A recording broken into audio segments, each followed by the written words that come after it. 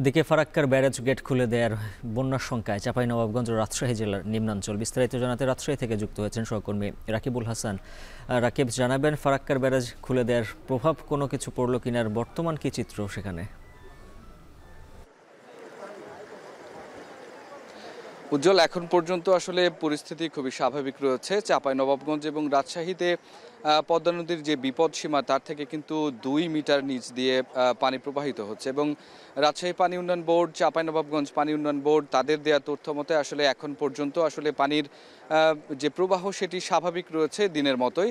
এবং এই ক্ষেত্রে যেটি হয়েছে, আসলে সামাজিক যোগাযোগ মাধ্যমে ফারাক্কার গেট খুলে দেওয়ার খবরটি প্রচারের পরে আসলে এই অঞ্চলের মানুষের মনে খানিকটা শঙ্কা জেগেছে এবং অনেকেই কিন্তু আসলে উৎসুক, যে জনতা তারা পদ্মার পাড়ে আসছেন পদ্মা নদী দেখার জন্য, পানি দেখার জন্য। একটু আপনাকে দেখাতে চাই, আমরা টিবাদ এলাকায় আছি, সেখানেও কিন্তু অনেক উৎসুক জনতার ভিড় আমরা লক্ষ্য করছি।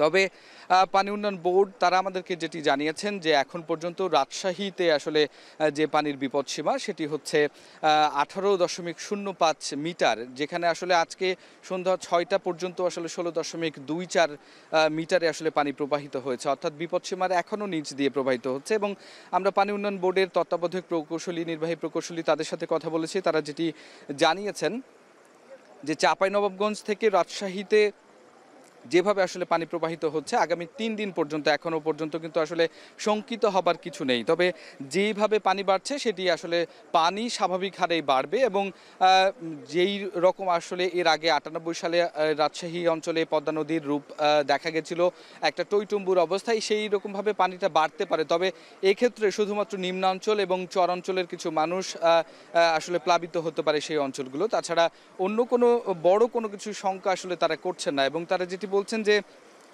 যেই পরিমাণ আসলে ফারাক্কা বাঁধ খুলে দিলে পানি আসে সেটি প্রত্যেক বছরই আসলে হয় এবং জুন, জুলাই, আগস্ট এই সময়টি আসলে ফারাক্কা বাঁধ খুলে দেওয়া হয় এবং এটি দুটি দেশই আসলে এই বিষয়ে অবগত থাকে এবং ঠিক একইভাবে স্বাভাবিক নিয়মেই সেটি আসলে খোলা হয়েছে। এবং যে পরিমাণ পানি আসবে সেই পানিটি রাজশাহীর এই বেসিন আসলে ধরে রাখতে আসলে সক্ষম এবং সেক্ষেত্রে কোনো ধরনের সমস্যা আসলে হবার কথা নয়। এবং উজ্জ্বল, আপনাকে জানিয়ে রাখি যে রাজশাহীতে এখন পর্যন্ত আসলে আশপাশের নদী এলাকাগুলো নিয়ে যে এই সমস্ত জায়গাগুলো, নিচু জায়গাগুলো প্লাবন হওয়ার শঙ্কা রয়েছে, সেক্ষেত্রে আসলে ব্যবস্থা নিয়েছে জেলা প্রশাসন এবং পানি উন্নয়ন বোর্ডও এটিতে নজর রাখছে। তো উজ্জ্বল, এই ছিল আমার কাছে সর্বশেষ খবর।